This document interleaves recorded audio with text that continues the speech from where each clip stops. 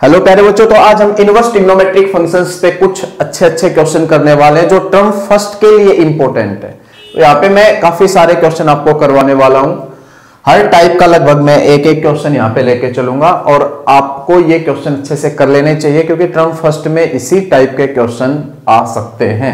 Clear है या नहीं? तो पहला क्वेश्चन आपके सामने है, बोल रहा है कि the value of secant square tan inverse 2 plus cosec square cot inverse 3 is. अब ये जो क्वेश्चन आपके सामने है इसको आपको देखो कैसे करना है, ध्यान देना।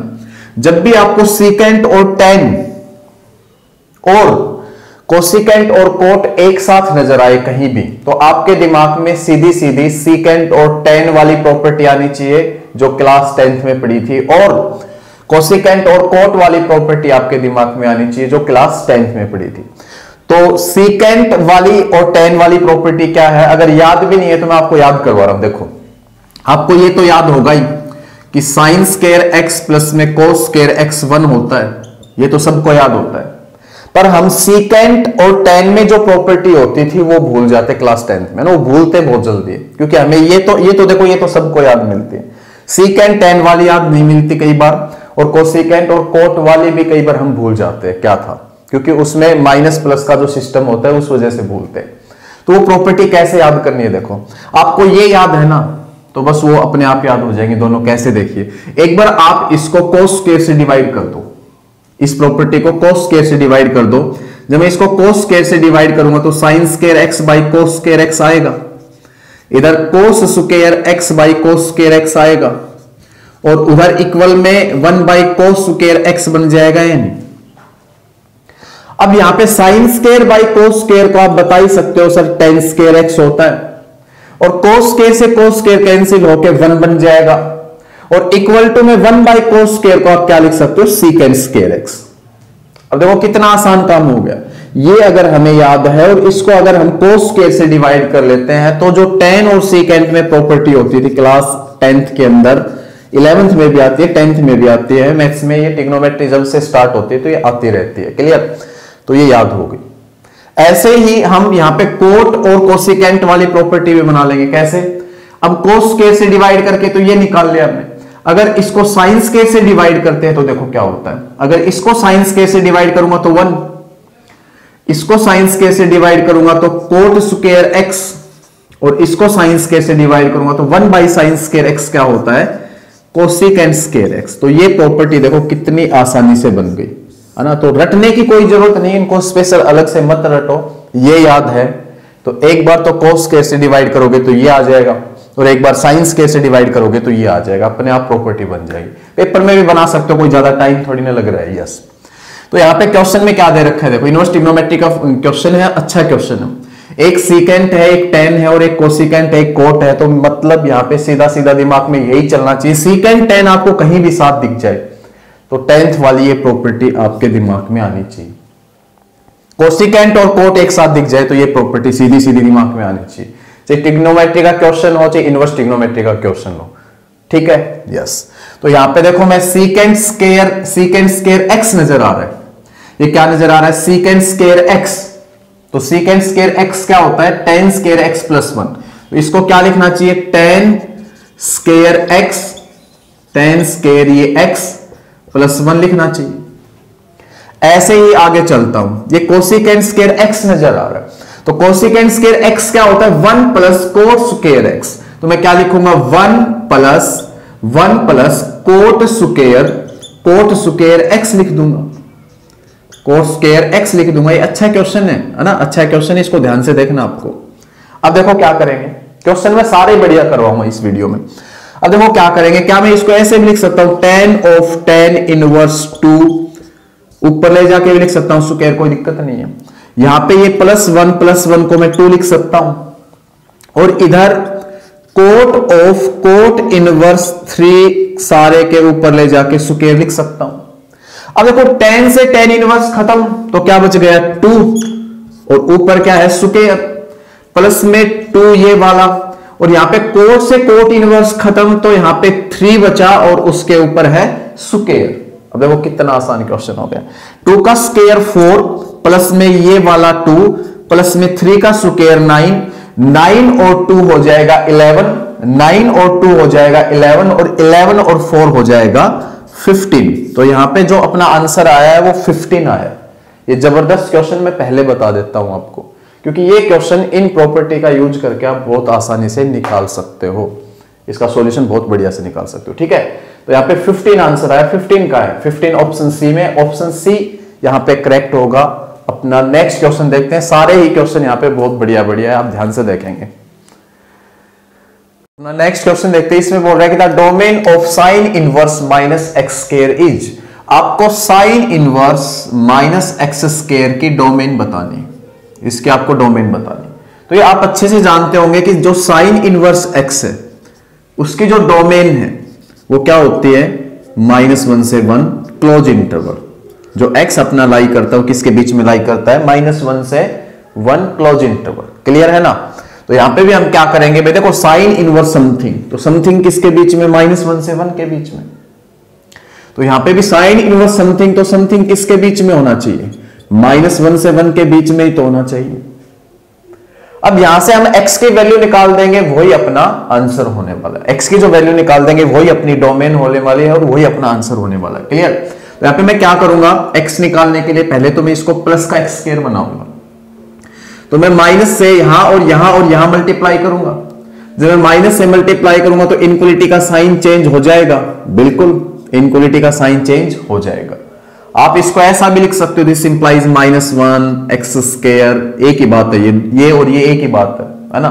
एक्स स्क्वायर -1 से बड़ा है, देख लो वहां भी और यहां भी, और 1 से छोटा और इक्वल है यहां भी और यहां भी, देख लो। ठीक है। अब देखो आप अच्छे से जानते हो कि भाई एक्स स्क्वायर जो है वो कभी भी नेगेटिव नहीं होता।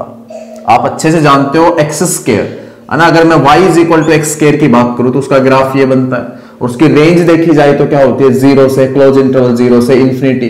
तो कभी भी नेगेटिव नहीं बनता, कभी भी क्या नहीं बनता, नेगेटिव नहीं बनता। तो आप यहां से क्या कहोगे, जो एक्स स्क्वायर है वो सिर्फ और सिर्फ 0 हो सकता है इस केस में, और 0 से बड़ा हो सकता है, और यहां पे बड़ा कितना है, लगभग 1 तक।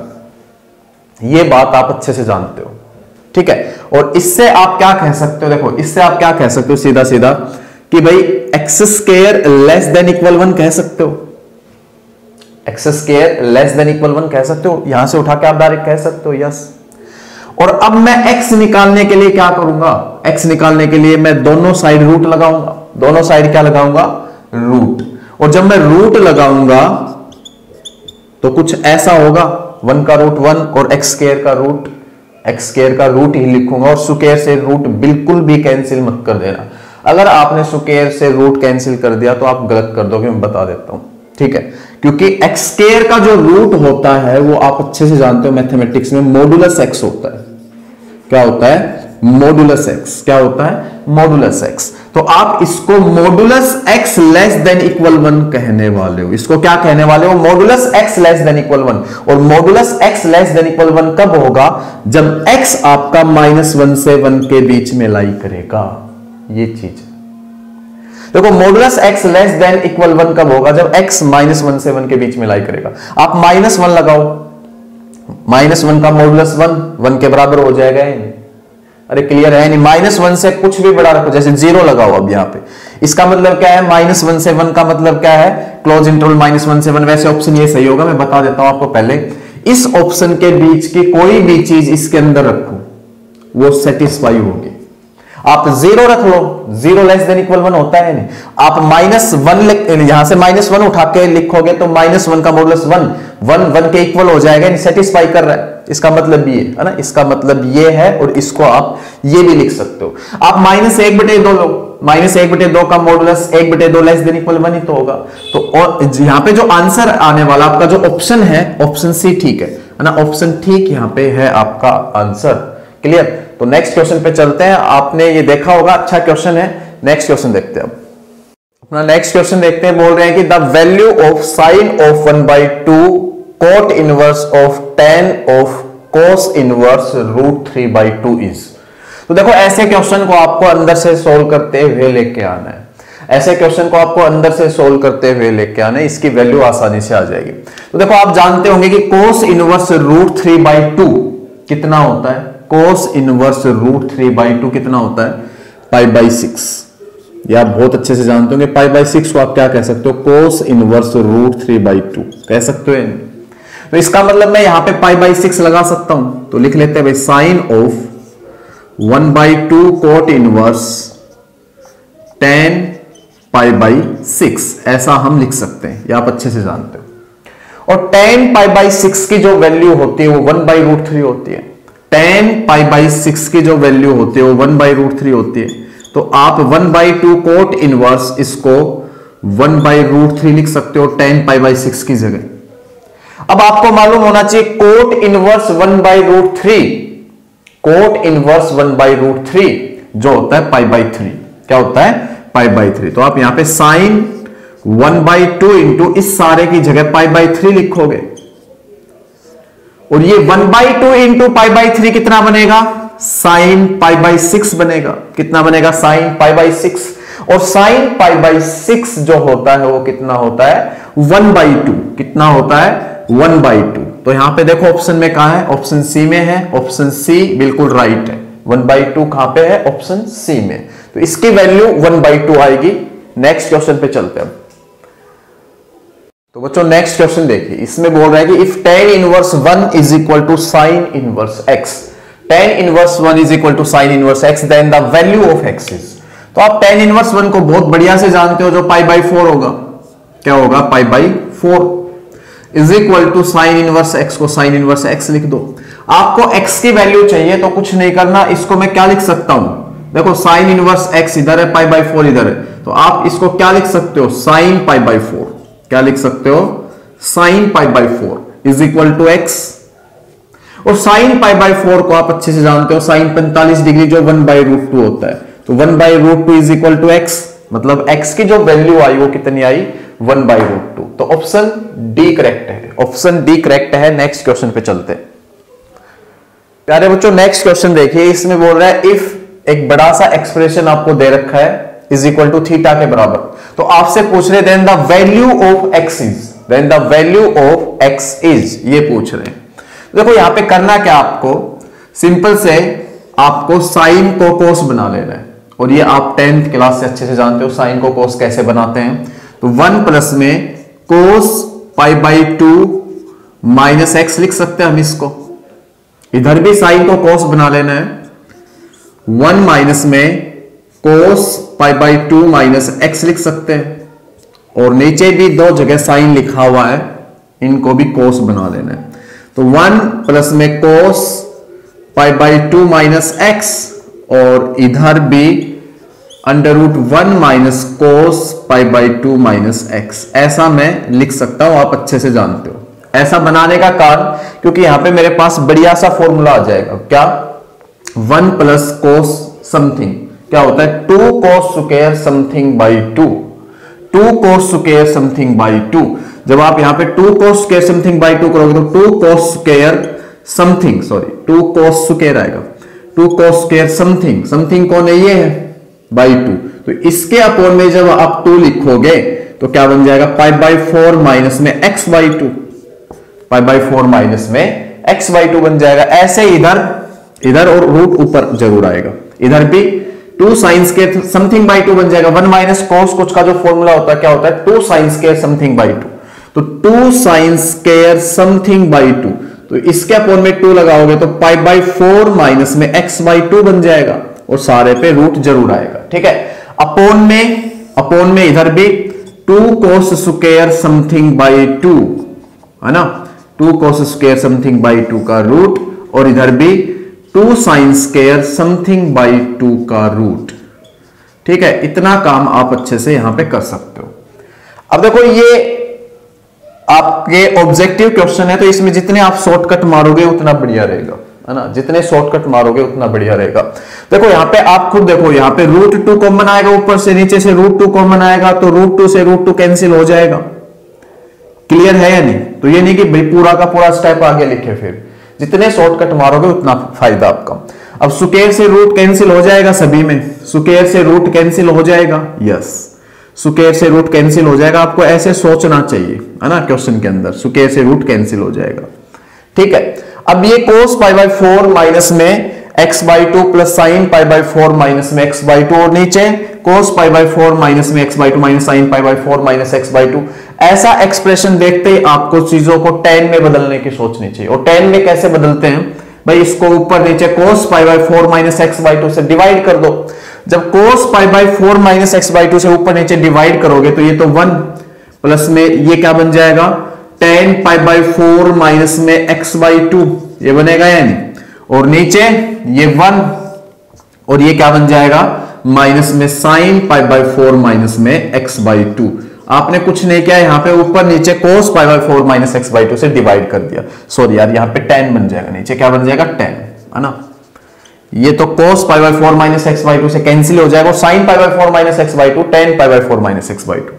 अब ये फॉर्मूला है एक 1 प्लस tan 1 माइनस tan, तो tan पाई बाई 4 प्लस में जो समथिंग है वो, है ना, ये फॉर्मूला है 1 प्लस में tan a, आपको याद भी होगा, अपॉन में 1 माइनस में tan a क्या होता है, tan पाई बाई 4 प्लस में a, पाई बाई 4 प्लस में a, ये आपको अच्छे से याद होना चाहिए। तो यहां पे मैं क्या लिखूंगा, tan pi by 4, tan pi by 4 plus में a का काम कौन कर रहा है, पाई बाई 4 माइनस में x बाई टू कर रहा है, is equal to theta, is equal to theta. अब देखो इस चीज को ध्यान से समझिए, 45 45 90, तो tan pi by 2, tan pi by 2 minus में x by two is equal to theta कहलाएगा। और tan pi by 2 minus something आप tan से जानते हो, जिसको आप क्या लिख सकते हो, cot समथिंग, क्या लिख सकते हो, cot something is equal to theta. और यहां से आप क्या इंप्लाइज करवा सकते हो, यहां से आप क्या इंप्लाइज करवा सकते हो भाई, ये कोट उधर जाके क्या बन जाएगा, कोट इनवर्स थीटा बन जाएगा या नहीं, कोट इनवर्स थीटा बन जाएगा या नहीं। तो x बाई टू की वैल्यू कोट इनवर्स थीटा आ गई, तो x की जो वैल्यू आएगी वो कितनी आएगी, 2 कोट इनवर्स थीटा, कितनी आएगी, 2 कोट इनवर्स थीटा, जो ऑप्शन बी में, ऑप्शन बी ठीक होगा। तो देखो ऐसे क्वेश्चन भी एग्जाम में पूछे जा सकते हैं, अच्छा क्वेश्चन है ये भी। तो 2 कोट इनवर्स थीटा यहां पे आंसर आएगा, जो ऑप्शन बी में। नेक्स्ट क्वेश्चन पे चलते हैं।